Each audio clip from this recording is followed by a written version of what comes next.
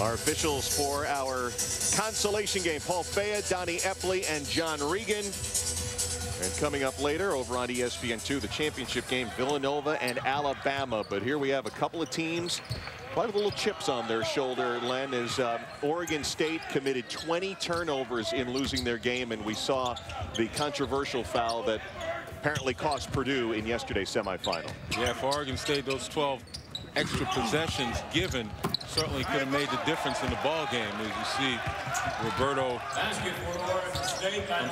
Nelson with the drive. But the flip side of it, Purdue did a nice job in getting to the free throw line, but they shot less than 30% from beyond the arc, something that they certainly rely on. There's Anthony Johnson, little cutting pass for Bird. 12 on the shot clock. Tyrone Johnson's shot no good. And it's Carroll in the corner to save another possession. Yeah, Matt Painter was very blunt when he said yesterday, we went beyond the call of duty to lose the game. As Anthony Johnson hits the first basket of this game. Purdue basket by number 1. Well, you pointed out the free throws that were missed, the turnovers that were made specifically in overtime, and also the fact that they had a 8-point lead with 1:15 to go and couldn't get it done. Yeah, 16 for 28 from the free throw line. You know, obviously that's not necessarily going to cut it. Travis Carroll with the foul. There's Matt Painter in his 8th season. Difficult loss yesterday. They also lost their first game of the season to Bucknell at home at Mackey Arena. So very uncharacteristic 1-2 start to the season for Purdue. But philosophically, even before the game yesterday, Matt talked about having a young team, 9 underclassmen, including 6 freshmen. And sometimes you roll the dice early in the season as to what you're going to get. Spin move in the lane out to Brandt, and he knocks down the deep 2. Yeah, I'm impressed. He can shoot from out there. Oh, he can shoot from out there, and I'm impressed with Eric Moreland with his ability to penetrate and kick it out there. You know, with Brandt, you almost kind of expect that. He led the team in 3-point field goal percentage last year, 49%, 9th in the Pac-10. Sometimes Eric Moreland gets that tag as a shot blocker after setting the record last year for Oregon State, but we saw last night put a few other skills on the floor for us as Hale misses the jumper and Moreland comes up with a rebound.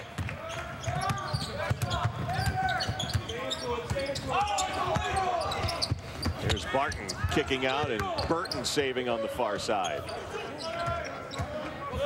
And for Oregon State, opening up 2-1. They did rally from 15 points down against Alabama, but the turnovers killed them. And when you look at the sheet and you see 20, you know that's something Craig Robinson's looking at, as Moreland gets an offensive rebound and gets fouled underneath. And if that's on Carroll, that'll be his second.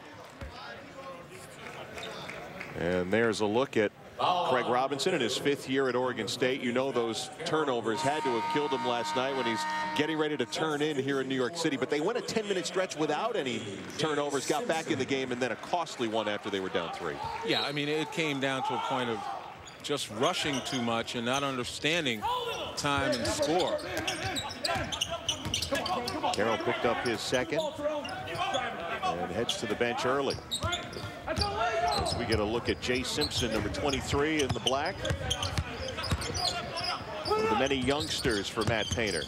Charlie Burton from Sweden right now at the point, wearing number 4. His dad played basketball at Kent State. He's coaching overseas, and Burton travels.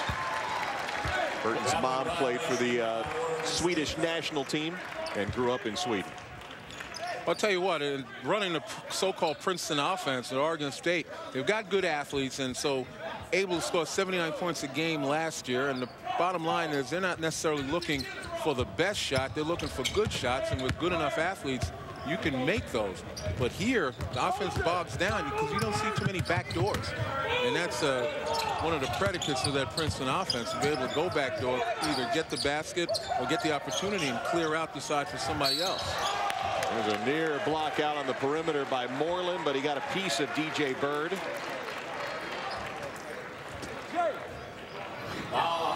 Perimeter blocks are very hard to come by. You take a look at Moreland right there. He gets his hand and a piece of the ball. He's a little bit on the side of Bird, making the contact there. So Moreland picks up his first personal, and DJ Bird going to the line. The Big Ten sixth man of the year, missing a free throw, which plagued Purdue. In fact, it has plagued them through the first 3 games of the season. Only shooting at 59% for the year. I think Craig Robinson, talking to the official, probably asking him, isn't the hand part of the ball? You know, when you hit the palm of the hand with the ball. But I guess he got a sufficient response. And moved about 30 feet away from the official on his way down the bench. Bird missing on both free throws.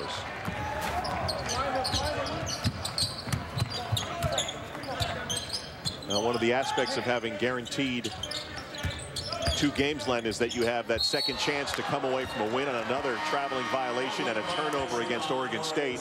But there's also that chance you're going to go home with 2 losses. Well, I mean, that's the nature of these early season tournaments. You take that risk, but also the value of it is to be able to see who your team is. And if you come away with 2 losses, there's an awful lot to work on that certainly should help you going forward. But once again, offense bogging down. You don't see a whole lot of movement right now, which surprises me. You had mentioned yesterday about that Princeton-esque offense, but I think it was Craig Robinson who pointed out to us, you know, he felt they had better athletes and better players to work that Princeton, and they're trying to get a better shot early. And as you pointed out, they haven't been able to see it as Hale and Simpson get a shot at it. Hale missed the 3rd opportunity, and a chance for the Beavers to run. Devon Collier's had a good start to the season. Kicks out to Brandt. Moreland contesting. And Ronnie Johnson in the ball game wearing 32. Johnson had started his first 3 collegiate games. Customarily wears number 3, but wearing a 32 as he left the jersey in West Lafayette. And the basket for Donnie Hale.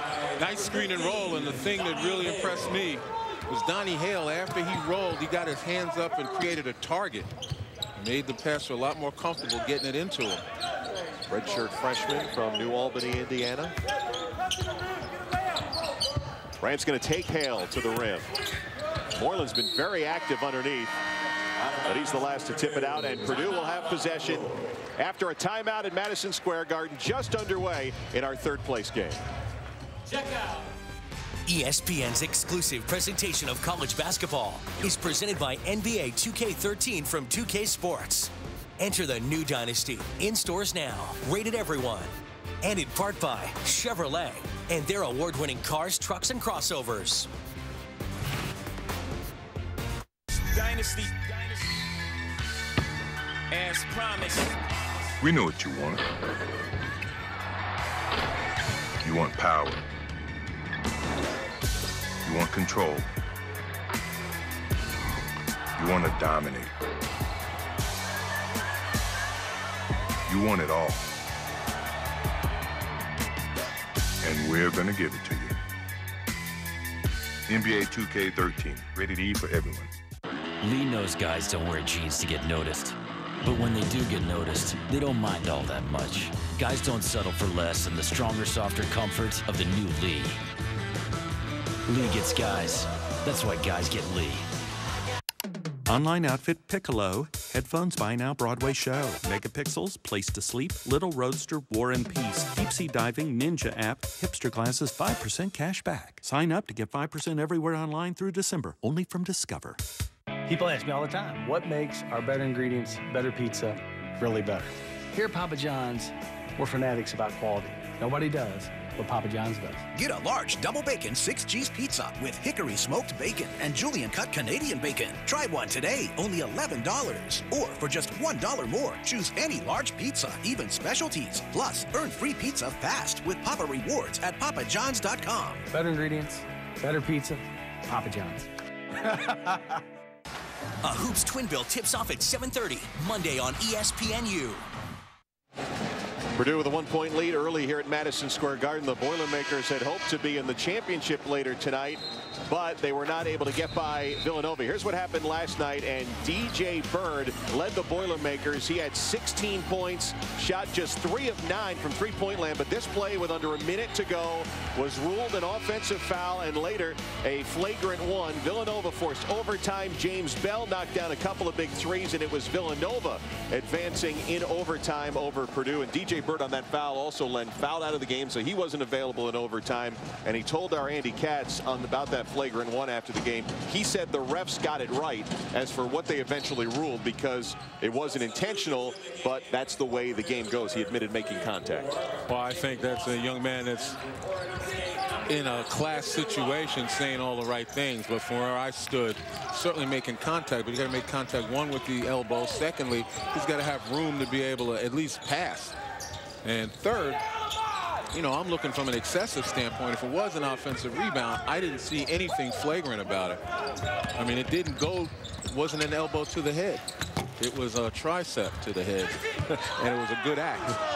Bird missing another shot from the outside. Moreland sees some daylight. He gets hit hard, and he'll go to the line as Anthony Johnson picks up the foul, his first.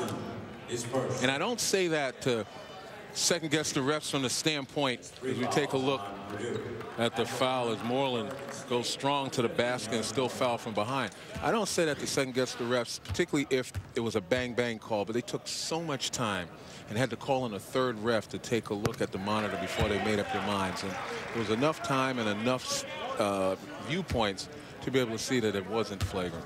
And I think also the conversation in the last 18 to 20 hours would also be, do not just the officials, but the head coaches and the athletic directors need to go back and take a look at that foul and the rule, as in not only the rule, but is it 2 shots in possession? Is that too much? Yeah, the penalty certainly might be draconian.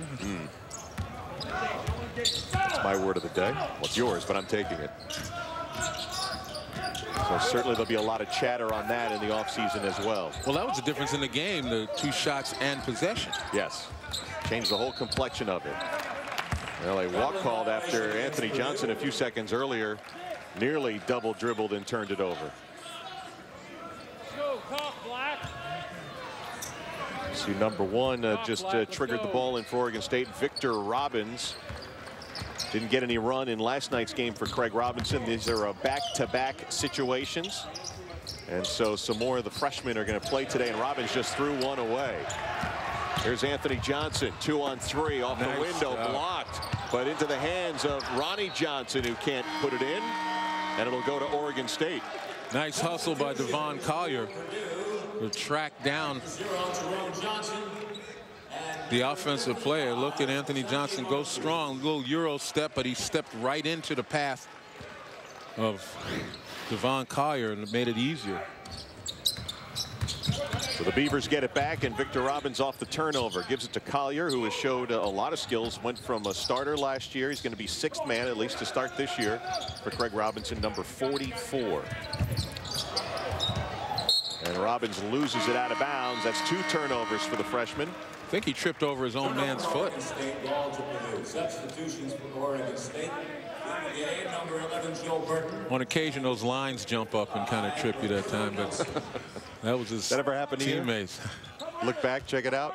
Check out this stat, by the way, Len. Last season, Purdue turned it over less than 9 times a game, fewest in the NCAA, and already they're averaging well above that as the sophomore Jacob Lawson puts it in.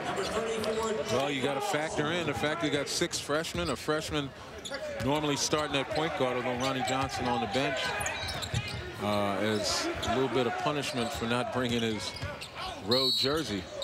Foul in a basket. Devon Collier will head to the free throw line for Oregon State. Well, actually, Johnson's in the game now, but he did not start.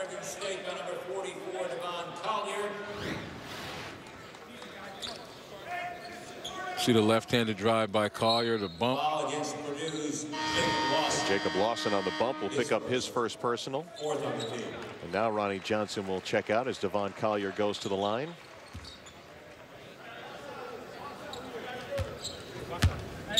You know, Collier is a lefty, and you got to recognize that when you're going out playing him on the perimeter.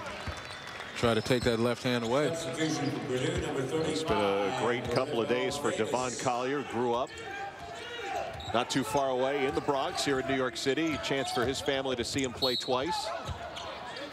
And a whistle and an Oregon State foul. A reminder, tune in Sunday, 6:30 Eastern on ESPN2. You can catch the Puerto Rico Tip-Off Championship. Oklahoma State's going to face the winner of NC State and UMass. That game right now on ESPN2. That's a pretty good one. UMass has won a couple of late games. Another tip-in at the buzzer. NC State predicted to be the ACC champ this season. So make sure to continue to check that game and keep us here on the U. NC State has an early lead there. Ahmad Starks picked up his first foul here. And Anthony Johnson, who was one of 3 Boilermakers to foul out yesterday. Missing on the free throw. Purdue continuing to struggle at the free throw line.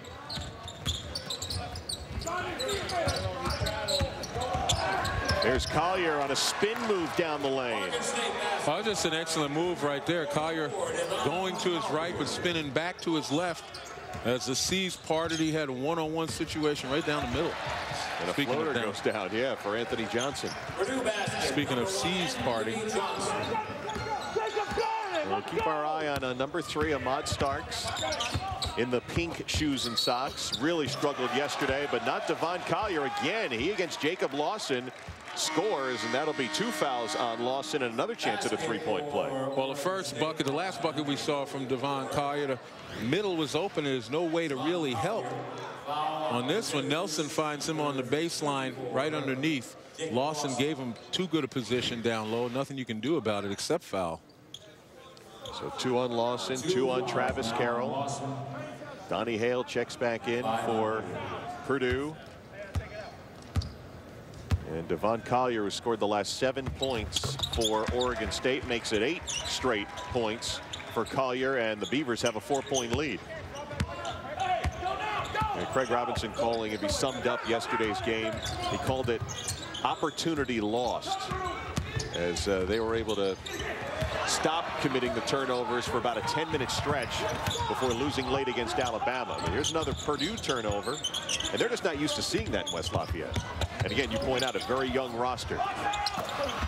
Collier finding the ball so far early in the game, and again has a chance for the old-fashioned 3-point play.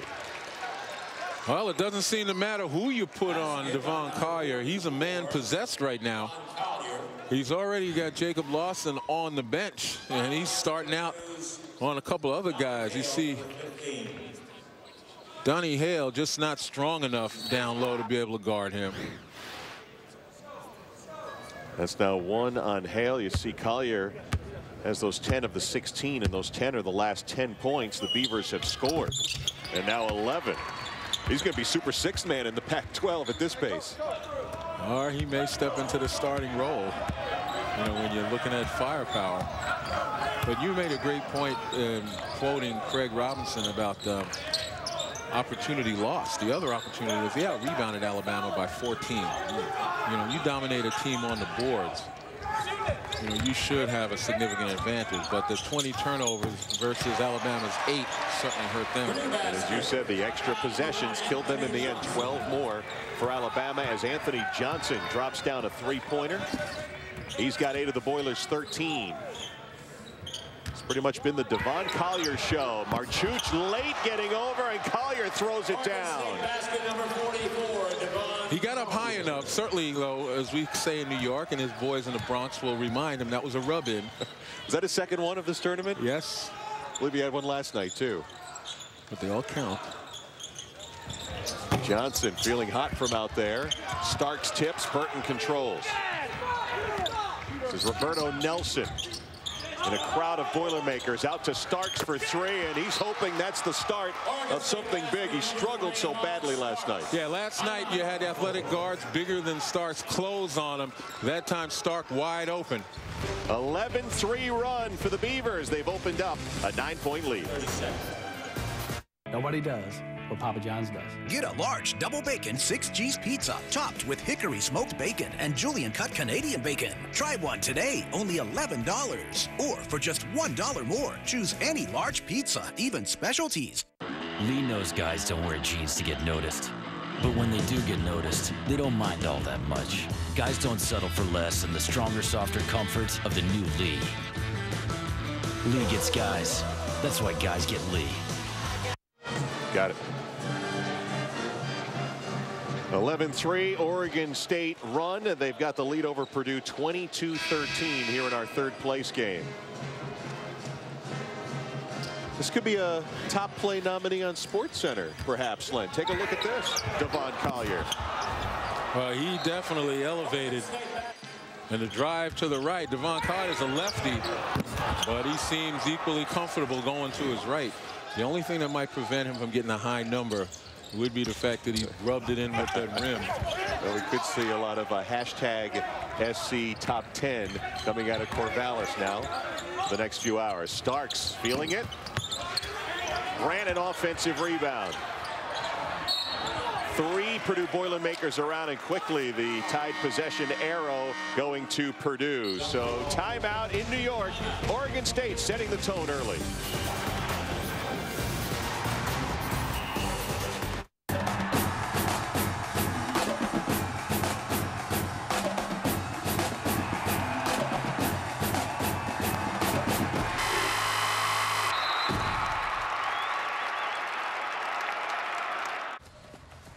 Mommy, the ball's stuck. Go ask your father for help. I did. He said the ball wouldn't be stuck if Mommy didn't always record her shows when Daddy wanted to record his. And that Mommy's not really good at sharing. And we have no idea how difficult marriage can be. All right. Got it. And he wants more chips. Hit me up with those chips, boys. Chop, chop.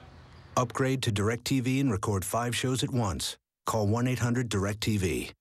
Steakhouses do big, but not double XL big. Only Taco Bell's got triple the premium juicy steak and tons of toppings on a giant plate of crunchy tortilla chips. The new double XL steak nachos from Taco Bell. Yeah, we do big.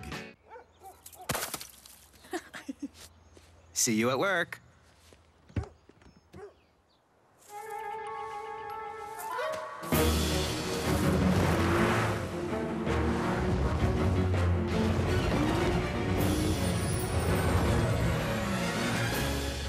The Infinity Limited Engagement Winter Event. Enjoy the best offers of the season, including an Infinity G sedan for only $319 a month. Infinity, inspired performance. Back at the Garden, this is the first trip to New York City's Madison Square Garden for the Oregon State basketball team, but they also took a trip this summer. Oregon State went to Paris, they went to Barcelona, also went to Madrid over the summer, enjoying some of the sightseeing. Obviously, some good food as well. There you see their Paris trip in front of the Eiffel Tower, played some exhibition hoops as well, and came home with a 4-0 record from their trip as the Beavers enjoying that trip to Western Europe. And Craig Robinson, who lost Jared Cunningham to the NBA. He was the high scorer last year and also Coach Robinson's top defender, but he feels he's got 12 scholarship players and perhaps even a better team when it's all said and done. Yeah, overall, they've got length, they've got athleticism, they've got explosiveness when they execute their offense. And from a defensive standpoint, pretty good defenders. And the young guys are a year older right now, so he's got just about everything working for him. There's Tyrone Johnson, found some daylight. And Grant, the senior from Australia, traveled after the rebound. And that will give it to Purdue. Yeah, during the timeout, you could hear Matt Painter all the way across the court. I could hear him, certainly. And I had the headphones on as well, but you could hear him raising his voice. I think a lot of it had to do with the fact that, you know, his team just seemed a little lethargic right now. They're getting beat on the boards, didn't seem to be playing defense in the Purdue manner, if you will, and certainly weren't playing the physical game that you would expect from the Boilermakers. There's Tyrone Johnson as Purdue tries to get going from the outside. Now it's difficult. Both these teams lost tough games yesterday, and by all accounts, you know, both able, at least saying it before the game, they could turn the page, but you get an atmosphere that's a little light here for this third place game, and it really is incumbent on yourself to get going. And I think that's what Matt was trying to do with raising his voice and going after his guy. to generate some type of energy, some type of sense of urgency, because nobody on the floor is doing it. You don't see anybody, you know, providing that spark verbally, which you need. Bird the turnover. Starks getting into the lane. Bird got a hand on it and stepped on the end line, and so it'll stay with Oregon State. Devon Collier will check in as Ahmad Starks continues to blow on the hands. Oregon State, number 11, Joe Burton. And Joe Burton coming into the lineup as well.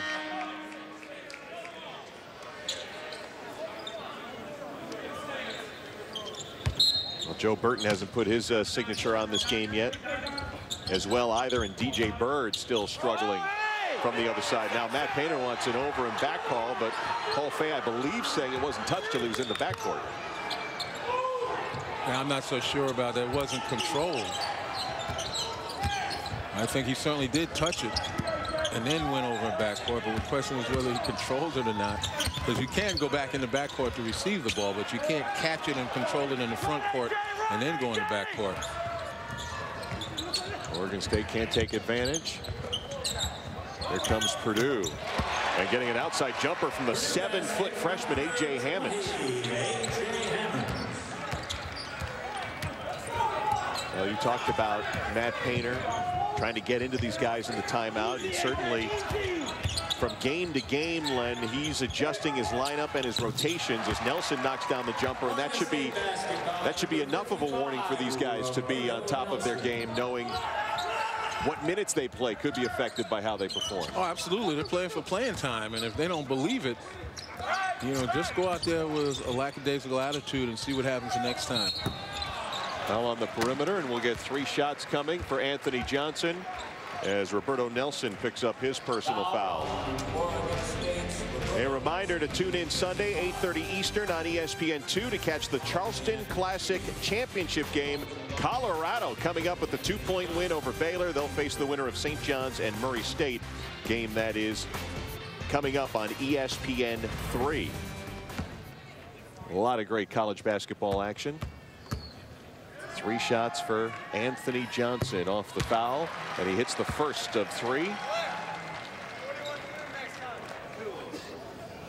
Well, for Matt Painter, this is a season that's been different from at least any of the other 5 years. First time in those 5 seasons he hasn't had Robbie Hummel on his team, and the 4 years before that, Atwan Moore and Jawan Johnson were in West Lafayette. So 50% of his scoring, even from last year's team, is gone, and a lot of guys trying to figure out what their positions will be as Johnson hits 2 of the 3 free throws.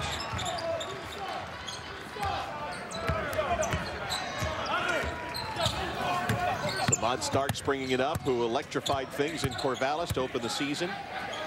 Actually hit a 3-pointer that would have tied the game late in regulation yesterday, but Craig Robinson had called a timeout about a beat or 2 before he took the shot. Burton offensive board, kick out Starks. Long rebound, Collier's got it, a 3rd possession coming for the Beavers. That time, though, Anthony Johnson did a nice job of closing on Ahmad Starks, pretty similar to what Alabama did yesterday, and Starks, again, never really got a good look at the basket. Here's Burton through a double team. Fall away, too soft. Ronnie Johnson pushing things. Here's a 3-on-1 for the Beavers. No look Moreland. We're too close to the side of that backboard. They had a bad angle. The delivery should have come a step earlier. First time DJ Bird's been in rhythm. Catch and shoot 3 for DJ Bird. And when he can shoot like that and he gets in the zone, Purdue can run in transition and get that shot from him because the defense is sucked way back into the paint and allowing him to get a free look. Moreland got fouled that time by A.J. Hammonds, his first. DJ Bird, who had the best of times and worst of times last night, finally getting going. Yeah, there he is, about 5 steps or 3 steps beyond the pro line, and that means he is shooting with confidence. Keeping your pride and joy perfect is as easy as 1, 2, 3. Start with Slick Mist Speed Wax. Simply mist on and wipe off for professional detail or shine. For your tires and trim, there's Lucas Slick Mist Tire and Trim Shine. Spray on and wipe off for better than new look.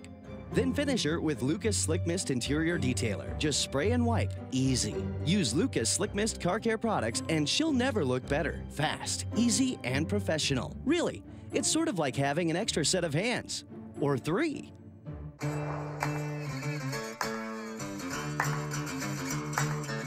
see the sunshine come, little by little I'll be bringing it home. Don't need you waiting no more, little by little I can make it all come.